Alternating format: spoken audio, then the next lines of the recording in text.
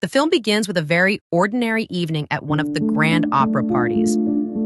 Inside the opera, a man approaches Joe and tells him, "Execute it without blood."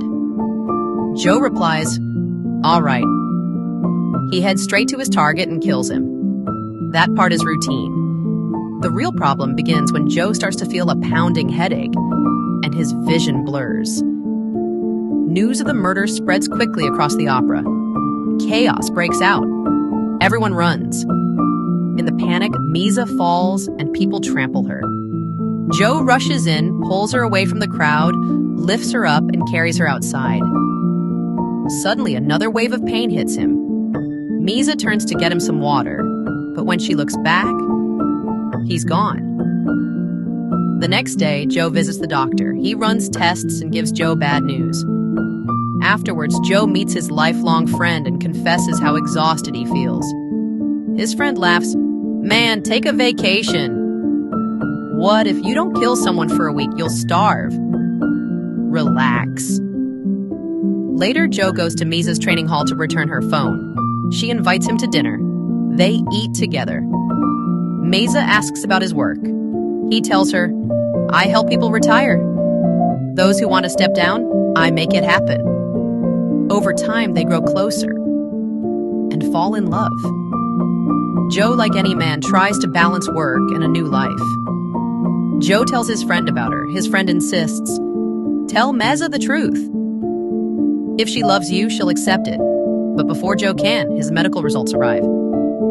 The doctor tells him he has only 3 months to live. Shaken, Joe throws away his weapons and walks away. He asks his friend to help find someone to finish him. His friend asks, "Who?" Joe answers, "Me." Joe explains, "I have a serious illness. I don't want to suffer the next 3 months. And no, I can't kill myself.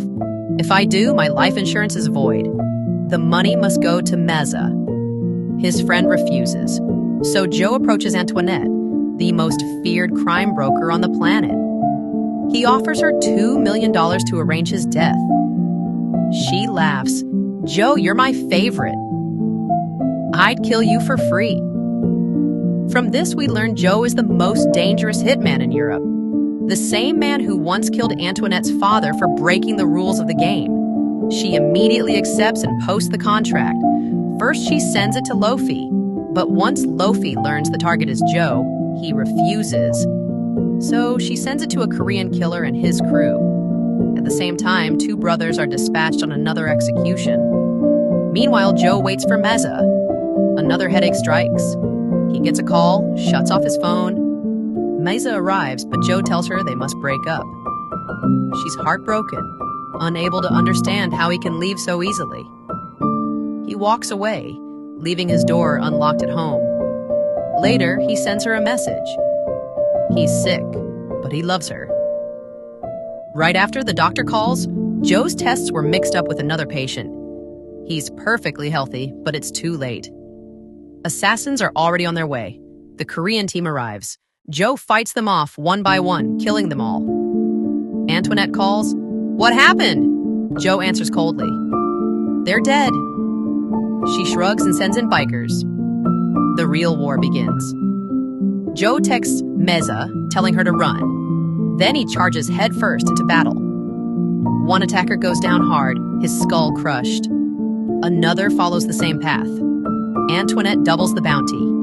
Every killer, sane or insane, joins the hunt. The underworld celebrates. The jackpot is on Joe's head.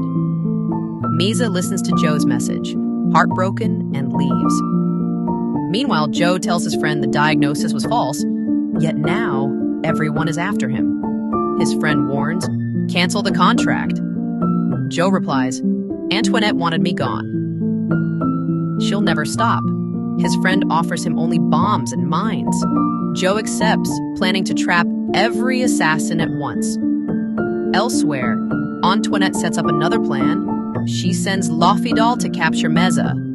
When she comes down from her home, they force her into the car. Meanwhile, Joe heads to the fortress where the massacre will take place. Antoinette leaks his location. Killers from everywhere swarm toward the site. Joe's friend warns him again. "They know where you are." Joe replies, "Let them come." Back with Meza, Lafadal demands information about Joe. She spits back, "I'll kill you before I betray him." At the fortress, Joe slaughters his enemies, wave after wave. He crushes, stabs, and traps them in his mines. Two deranged killers scream at him.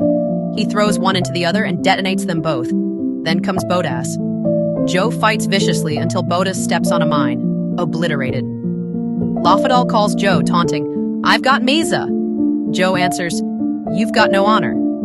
Lafadal laughs, "Honor? We're killers. We don't teach morals." Then Max arrives with his army. Joe warns them, "Watch out for the mines." They ignore him and explode. Joe escapes through an underground tunnel. Lafadal is waiting, demanding surrender. But suddenly Meza appears. She rams him with a car, saving Joe. Lafadal screams, "How did she take the car from you?" His driver shrugs. "She hit me with a tree branch." Lafadal yells, "A branch?" Inside the car, "Are we growing trees in here?"